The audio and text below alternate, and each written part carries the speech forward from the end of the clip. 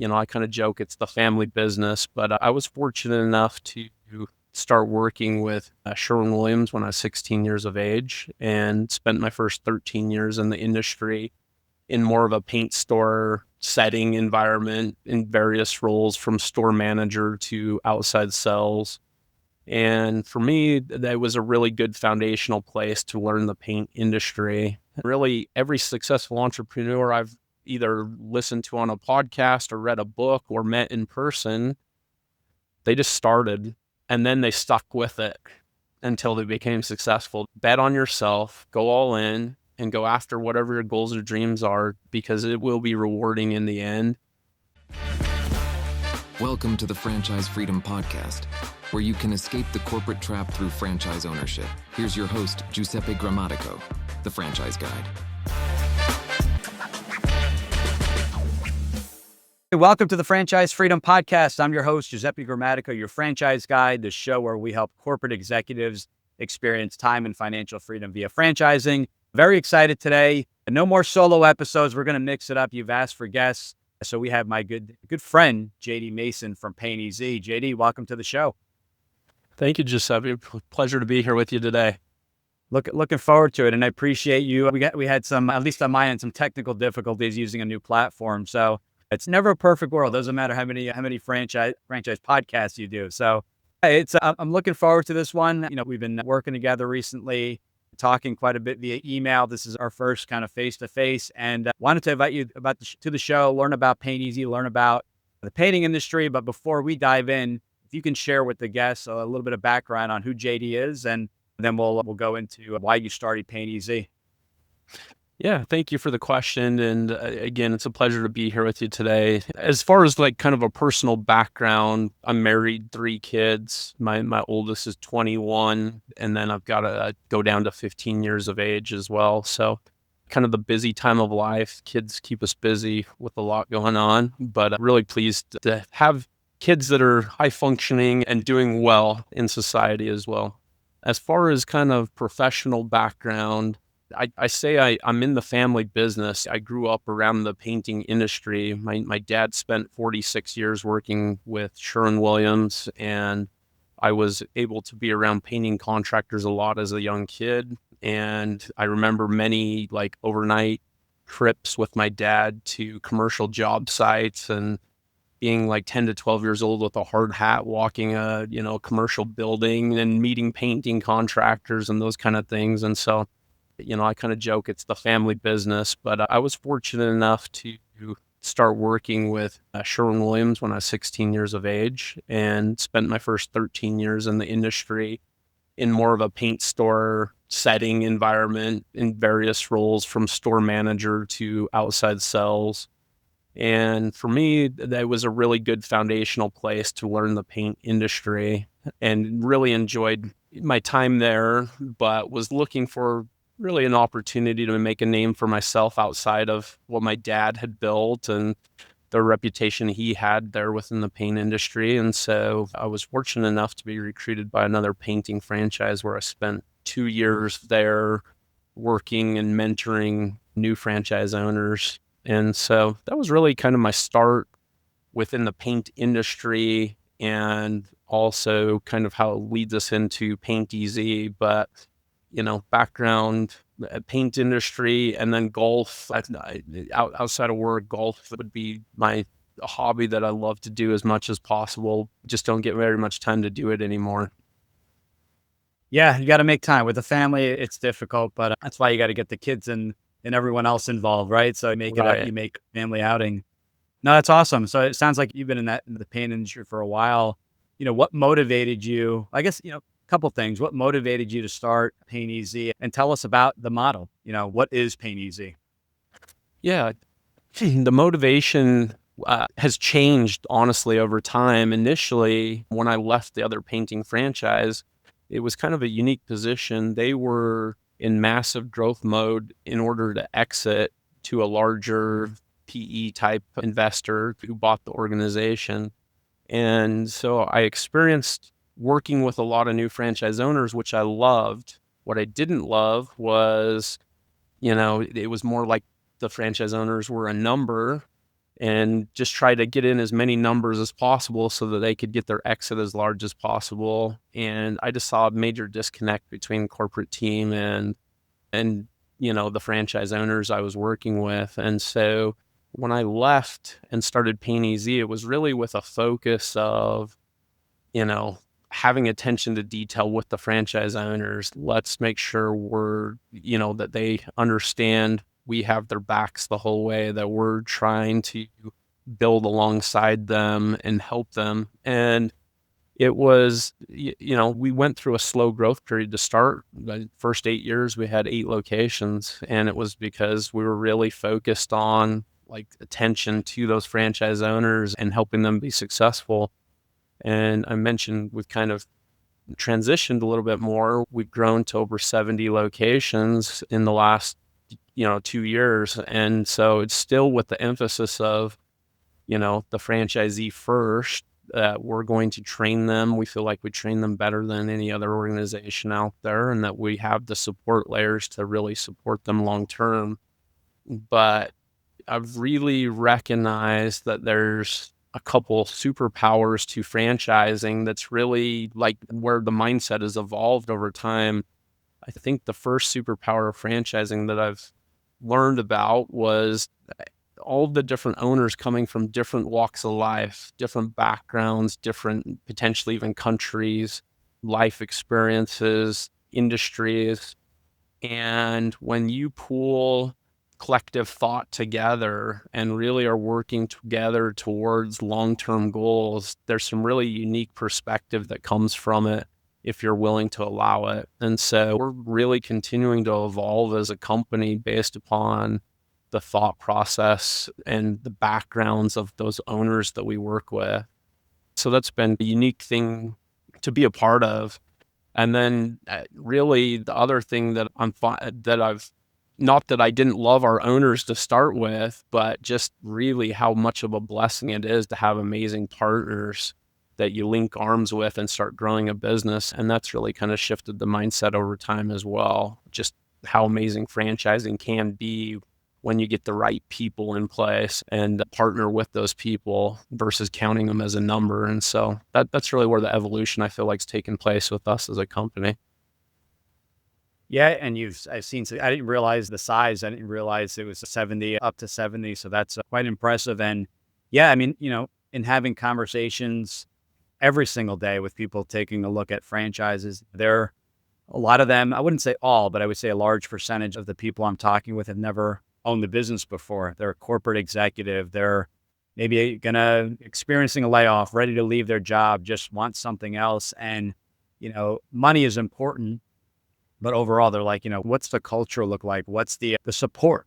Am I just going to get trained at a home office and then just kind of, the franchisor says, have at it and kind of figure it out. And now you've forgotten everything you've learned at the home office. So, I think what's very unique is such a hands-on approach, really spending the time with the new franchisees, going out, doing a sales call, if I'm not mistaken, right? Setting up some vendor relationships. I think, that training in action is what really stands out. And support, culture, which, culture, you're going to get talking to the franchisees, and validation, you're going to hear that over and over. And I hear that. So I'm not on the calls, but I get the feedback from some of the families that we work with, which is super impressive.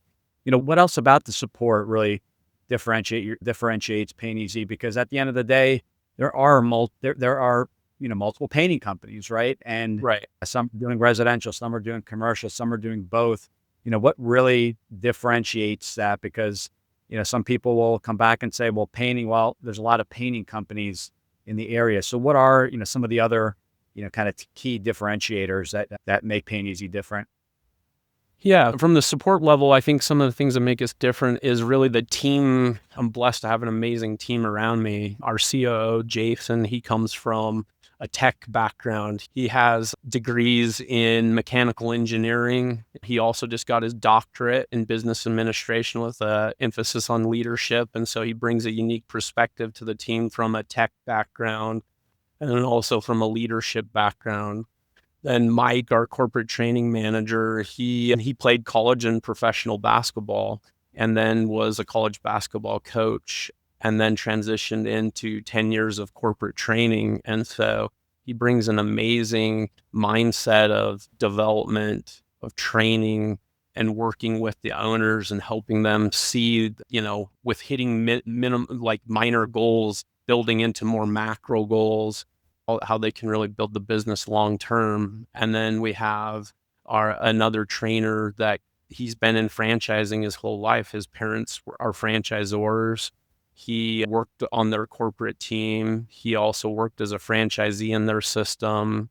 And then he went to work with another franchise in the home services space for 3+ years. And so he brings a unique perspective of franchising to the table as well. And then from my personal background, having more of a paint technical background, we kind of train from unique perspectives, or, we take our strengths of where we train the best and then, allow the others to kind of step in where they're the best as well. You mentioned kind of in the field too. That's we've been doing that since day one. When I worked with the other franchise organization, they would just come to our corporate office, and then it felt like a little bit of sending them out to sink or swim at that point. And for me, there was it just felt like a disconnected handoff. You were at our offices, but you've never really seen it in the field. Good luck. And so from day one, since we've been franchising at Painty, we've always went out to their market for what we call launch week. And we're actually going on sales calls with them. We're helping them recruit the labor to do the work. We're getting the introductions made on a local level with them. And for me, that just helps get the business started on a lot, firmer foundation, and also helps the franchise owner to feel like, hey, I can get success right out of the gate, and let me just continue that after they leave. And so that's how we get them started. But then it's even after that, there's daily conversations for 60 days after that point as well. It's making sure, they're going to have questions, they're going to have concerns that are going to happen. And so still helping them realize like, hey, you're not on your own, even though we're not there. Yeah, that is, from a former franchisee, I think that is super helpful. With my first franchisor, we went out, I remember, on our first sales call, and I closed that deal. It was a very small deal. Between the trip and the driving back and forth, there wasn't much profit built in, but really, you started gaining some confidence. Like, okay, right, I'm starting to understand the lingo, but there's a sales process that you really need to follow. Mistakes were made, but that's fine. You want to make those mistakes on the smaller accounts, just kind of figuring everything out, the pricing and everything else involved. But I think that's a missing piece. It's almost like I compare it to, I've never gone, but people have gone to like a Tony Robbins conference, and they're really pumped up over the weekend. They come home and it's like, okay, where do I start with this information? It's almost like you need Tony to come and really right, kind of implement everything. And I think that's a big part of it. It's like, we show you the way, we show you the training, the best practices, the technology. Now let's do it together. Let's get some sales. Let's get some vendors. Let's get maybe some employees. And I think that's the missing piece. And I'm not saying some franchisors do it and others, there may be limited training in the field, but I think that's the key differentiator. I think that's the missing piece in really setting someone up for success, because that first year is crucial. That first year is that I call it the builder year, where I ran my business full time, and I reinvested all the profits back into the business. My wife was working at the time, so we were able to do that, but I wanted to build the perfect team, learn the lingo, the technology, the systems, the CRM, and sometimes that perfect team, sometimes that initial hire maybe doesn't work out, and that's okay. It happens. You're dealing with people, and that person, eventually you find the right person to lead. I mentioned, technology. So, how does Painty leverage technology to improve, customer satisfaction, efficiencies for the franchisees? Yeah, so we're a big believer. One of our core values is innovation, and another core value is solution seeking. So looking at problems and how can we solve them, and utilizing technology to do that. And so we're using different AI technology for client, acquisition, or even nurturing of clients through a sales process. Our CRM also helps with that process as well. But yeah, we're using technology from start to finish throughout the process on the client journey. And we believe long term that we have to continue to even keep reinvesting into the technology aspect. If I'm to look from, being 25 years now in the paint industry, looking at maybe how has the industry evolved or where is it going and those kind of things.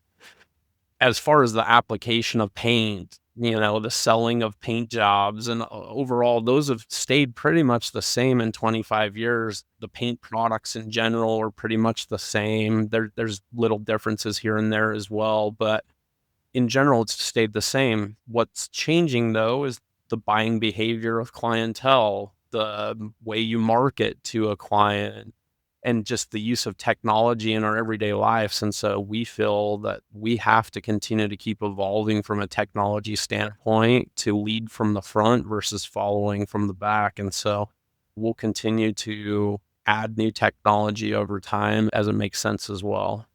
Love that. No, that makes a lot of sense. And this is more out of curiosity. This is just a question that just popped in my mind. So if hypothetically, if someone has, a painting business, maybe they have their current painting business, in reality, they can really convert, reach out to Paint Easy, maybe convert that business and take advantage of, I would assume, although not, I assume you would take advantage of the technology, but I would assume maybe the better pricing, the economies of scale, Right.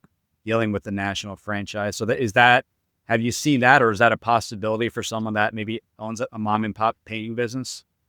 Yeah, it's definitely a possibility. We haven't had that come across as an opportunity at this point, but we would definitely be open to it with the right, potential owner that way.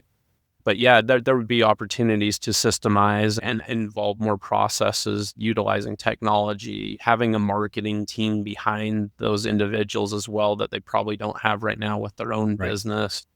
And then the economies of scale with pricing.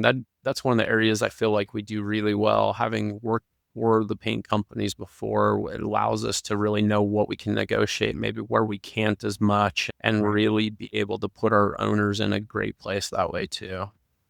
Awesome. Yeah, I just popped in my head. Yeah, I was just, out Yeah. of curiosity. I'm like, wow, I know, local painting companies, and they always complain about, being behind on quotes, and then there's no real follow-up aside from, maybe a text message to do the job. It's with a couple breakdown, but there's no follow-up system, email.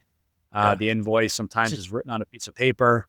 So yeah, it's, I said there's massive benefit there, and you don't have to figure all that out, figuring out the CRM and how to price and all that, because, that's the other thing.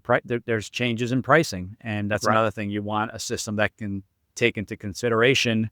For example, we work with a flooring franchise, and I think of all their SKUs, 2 SKUs would be potentially affected by the tariffs, and it was reflected immediately. So the franchisee, excuse me, wasn't blindsided giving the wrong quote, and then obviously potentially taking the loss on the job. So that is crucial as well, and just being up to date with all current pricing. 70 franchisees, many of them, obviously there's the newer franchisees, and then you have some of the originals. Can you share, a success story, someone that, kind of started out and where they are today? Yeah, no, thank you for this question.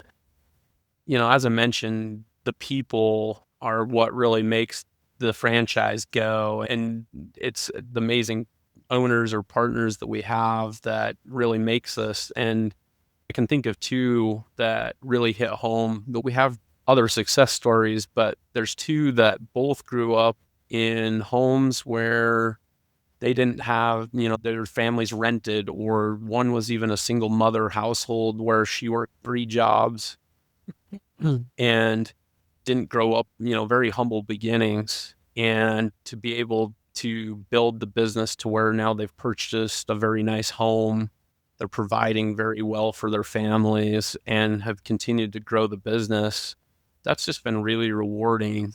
It was at just over a year ago at our annual convention where one of the owners was able to announce to the team of other partners that they were able to buy their first home, and they were the first homeowner in their family. It was very emotional to be a part of that, and just to see that the business has changed their personal trajectory of life, but it's also impacting other family members and their other distant family members as well. So, And how long have they been a franchise owner of Pain Easy? yeah, one of them's been 5 years and the other one's been 7 years. So yeah, life changing, and that's really not a lot of time if you think about it, right? So that's huge that you can have that kind of impact. Very hard to do with keeping your W-2 job. I know I tried, did not work, and that's why I switched over to entrepreneurship. It can be rewarding. I always tell people it's a lot of work. A franchise gives you kind of that what I call an unfair advantage. Man, it truly is life changing, and I think going into it, you really need. I always recommend whatever that why is. There's no right or wrong, but that why is going to get you through that roller coaster of the ups and downs because, a lot of stuff going on. Sometimes you're busy. Sometimes maybe things slow down. So you want to, kind of go back to why you got into this, right? Because it's definitely, even with the franchise will give you that unfair advantage, but there's still a lot of work. It's the franchise will not bring in money on its own. They're giving you the blueprint and you need to follow it. Anything you want to add to that? Because that's something that I think a lot of people have this thing like, I'm just going to buy the franchise and it kind of runs on its own. Yeah, we like to tell people that a franchise, and with our franchise, it's not the easy button, but it's the easier button. And so you do have that blueprint. You have a team that's willing to stand behind you and work alongside you to help you build, but you still have to put forward the effort. You have to follow the systems and processes. You have to be willing to commit to efforts. If you just think it's going to be on autopilot and start printing cash for you, unfortunately, we're not. If there is that opportunity, I'm going to sign up for it personally as well. But that's the biggest thing I've learned in business ownership is that it's going to be the hardest thing you've done, but it's also going to be the most rewarding thing that you do as well. Awesome. Yeah, I agree. We're definitely on the same page there. So another question that comes up when someone is looking at a franchise is that, they want the franchise itself to give back to the community. You really kind of make a difference in people's lives. And, sometimes it's not the product or service necessarily that, that changes lives, but it's what the franchisor does. Can you talk to us about, what the franchisees do to kind of give back, help the community? Yeah, that's also one of our core values is community. And it's been something that, we feel an obligation as a company, not only from corporate, but as franchisees to really support and give back to the communities that bless us so much with building our businesses as well. And 4 years ago, we instituted a collective effort as a group called Rooms for Hope. And Rooms for Hope was built upon, so I'm fortunate. I was a cancer survivor 7 years ago. I went through, and for me, it was a minimal thing. And so as I was going through every 3 to 6 months, going through cancer screenings and testing, I would go to these cancer centers and just seeing people, their lives so challenged by, cancer or other illnesses that they were facing, that I wanted to find a way that we could, give back to the community as a collective body of owners and from corporate. And so we created Rooms for Hope 4 years ago. And what we do is a portion of proceeds of projects that we do go back to us painting rooms free of charge for people dealing with cancer to create that room for hope or peace as they're going through that cancer battle or maybe through the recovery process that they're dealing with. And it's truly been one of the most humbling things that I've ever been able to be a part of. It's also one of the most rewarding things. If I could do nothing but Rooms for Hope projects, I would. And we've been blessed from corporate. We try to do at least one per month from a corporate level. Our owners, they do them. It could be monthly, it could be quarterly or annually, depending on where they're at in the business and whatnot as well. But we've been blessed we recently did a couple pediatric cancer individuals and we're able to do, like a Lightning McQueen Cars room and then also a Star Wars themed room, and just to see the smiles on their face and something to, give them a place of refuge as they're going through those challenges, that it's truly, like I said, been humbling, but also so rewarding to be a part of doing that as well. Wow. I was not aware of that. And I appreciate you sharing. Where can people find, or what's the website for Rooms for Hope? Yeah, roomsforhope.com. And it's also connected through paineasy.com as well.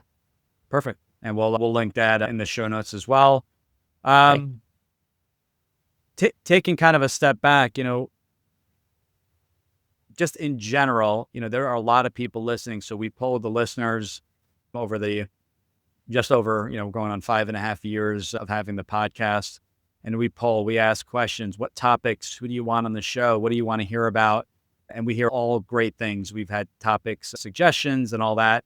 And the biggest thing is did not have him on the show, but we listened to another podcast, had the IFA president talk about, most people in their lives, that's a big percentage, have thought about owning a business. So the number they gave, and this is a hard one to figure out, but they came up with a number with 75% of people out there, they gave, and this is a hard one to figure out, but they came up with a number with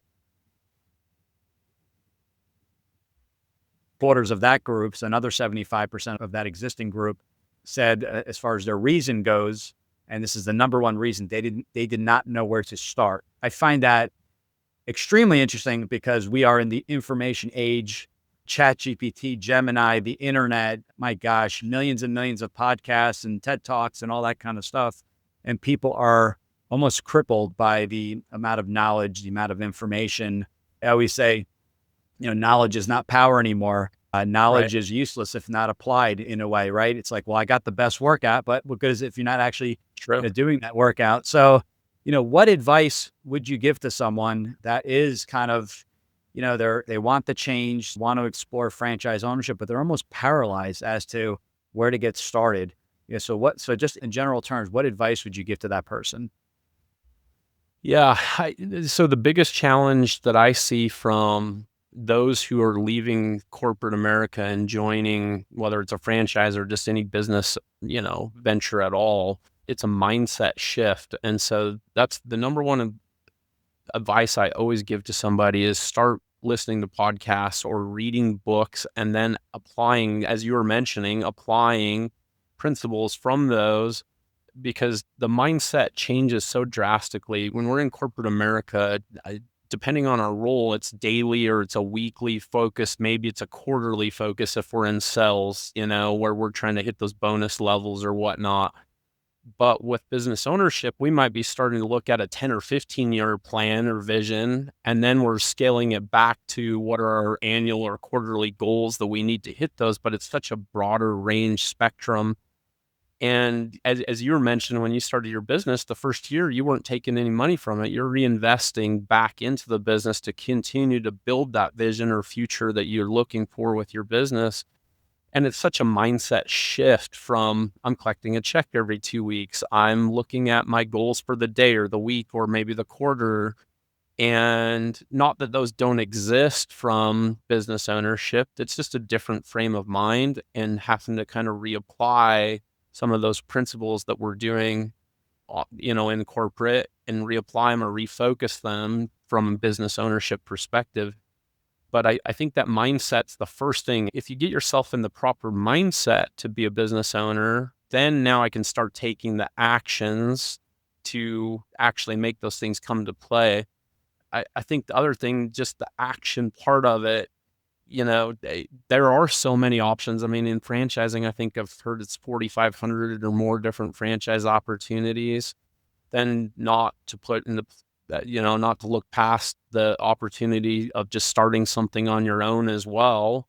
There's many opportunities that we could all jump into, but at the end of the day, it takes action, and we can evaluate until we don't do anything or we can take action. And really, every successful entrepreneur I've either listened to on a podcast or read a book or met in person, they just started and then they stuck with it until they became successful. That's really business ownership is really those who are willing to stick with it the long run, continue making improvements along the way and learning from failures or poor decisions and whatnot. But it's those who stuck with it for the long game. That's really what it's about.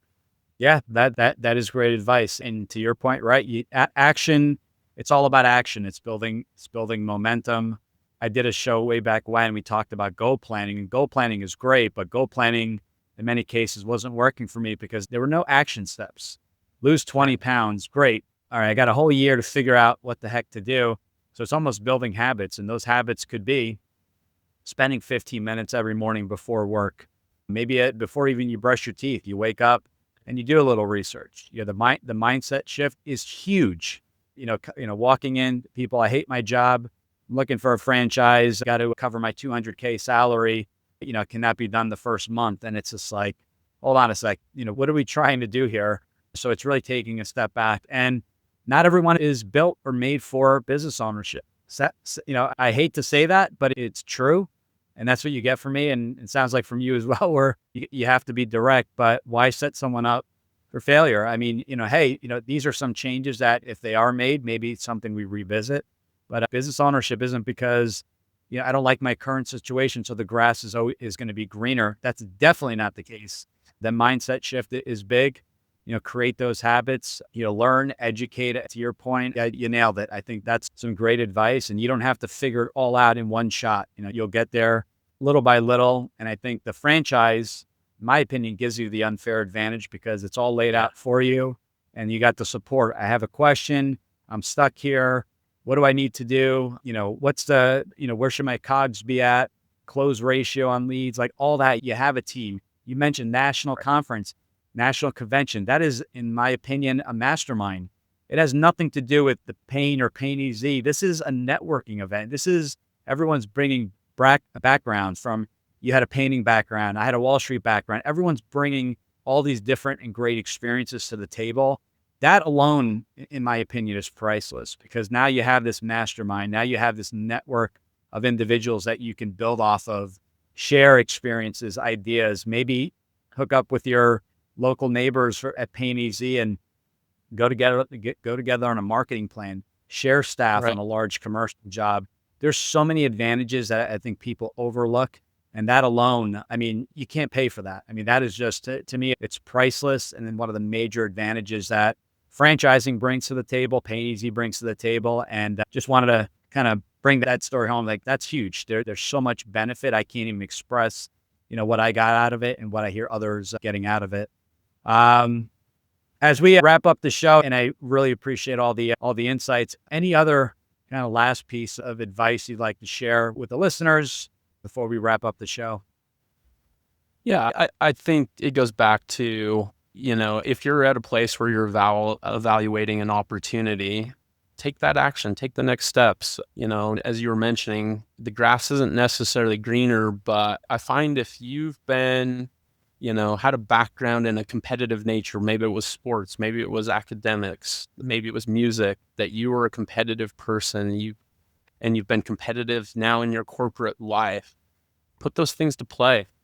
Bet on yourself, go all in, and go after whatever your goals or dreams are, because it will be rewarding in the end. And, I think that's the awesome part about franchising. As you mentioned, it's kind of the shortcut or the easier button versus other options. And so just go after it. Make those goals and dreams come to fruition through your hard work and efforts. I love this. JD, you heard it from JD. So guys, listen to this show twice. I would love your input. If you have any questions for myself, for JD, just leave them in the comments. You know where to contact us. I can pass those on to JD. JD, this was awesome. I really appreciate the insights. I really appreciate your time. And hopefully we'll see you next month at conference. But thanks again for coming on the show. Thanks for having me. Appreciate it. Take care. You too. Thanks. Thanks for tuning in. If you want to learn how to make the transition from corporate to owning your franchise, join Giuseppe on the next episode. You can also follow on all social media platforms and achieve financial and time freedom today.